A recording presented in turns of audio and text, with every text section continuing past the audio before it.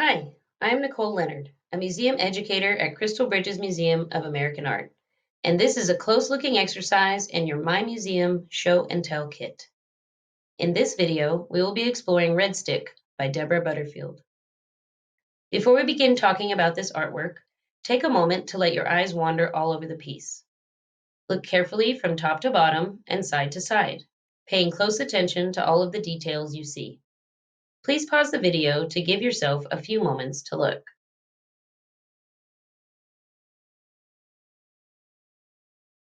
To guide our discussion about this sculpture, let's do an activity called See, Think, Wonder.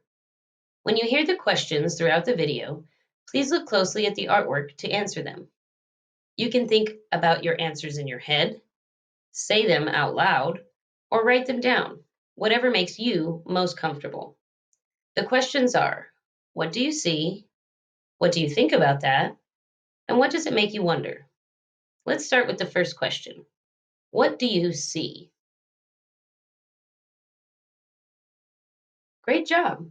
Did you notice that Deborah Butterfield's sculpture is in the shape of a horse? The artist once said the first thing that she saw in her life that she remembered looking important and wonderful was a horse. She rode her first horse as a child and was even able to buy one when she went to college. Another interesting fact about the artist and her connection to horses is related to the day she was born in San Diego, California. May 7th, 1949 was also the 75th anniversary of a famous horse race called the Kentucky Derby. The Kentucky Derby is the longest running sporting event in the United States and was shown on television for the first time the day Deborah Butterfield was born. Her strong connection to horses made it difficult for Butterfield to decide between art and veterinary school, but she ultimately chose to become a sculptor and teacher. In the 1970s, she began to create sculptures of horses out of natural materials like sticks, clay, and mud. These materials are called found objects because they were found by the artist out in nature. They were not bought in a store. After moving to a ranch in Montana in the late 1970s, Butterfield continued to create her horse sculptures with tree branches, but began to add scraps of metal and wire too. The scraps of metal and wire fragments are also called found objects because they were found out in nature or in junkyards and recycling centers, not purchased new in a store. What do you think about that? Why do you think Deborah Butterfield uses found objects from nature to create her horse sculptures? What materials do you think she used for the sculpture we see today? Redstick, the sculpture we see today, is actually made out of bronze.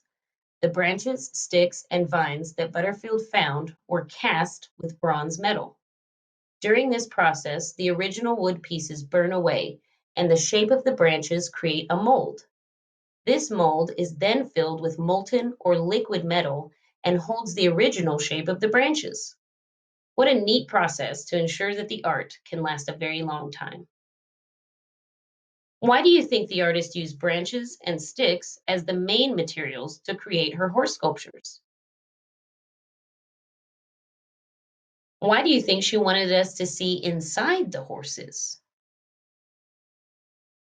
What does that make you wonder?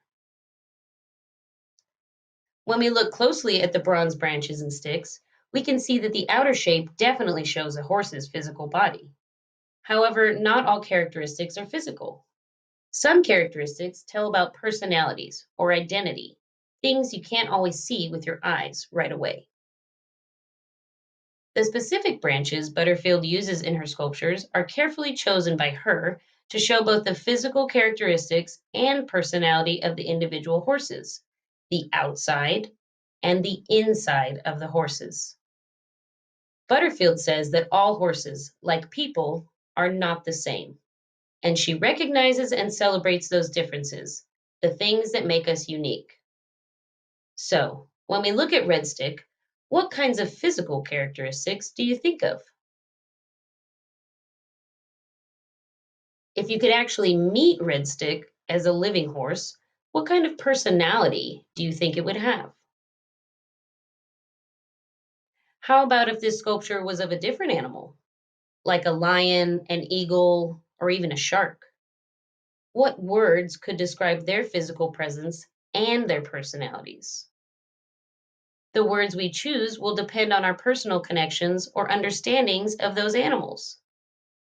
If someone is scared of sharks, I know I am, they may describe them as dangerous or violent.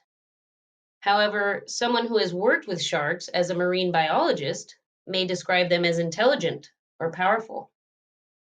If you could choose one animal to describe yourself, what would it be? What would your shared characteristic be? Deborah Butterfield feels a great connection to horses and considers many of her sculptures to be self portraits or images of herself throughout her life. Like many artists, she uses her sculptures as a means of self expression or as a way to show who she is or how she feels on the inside. Although she is a human woman on the outside, Butterfield has always felt that she identifies with horses on the inside. Thank you for watching. Now please feel free to go to the art making video that is related to Redstick. Remember to keep in mind what you've learned here as you have fun making some interesting and wonderful art.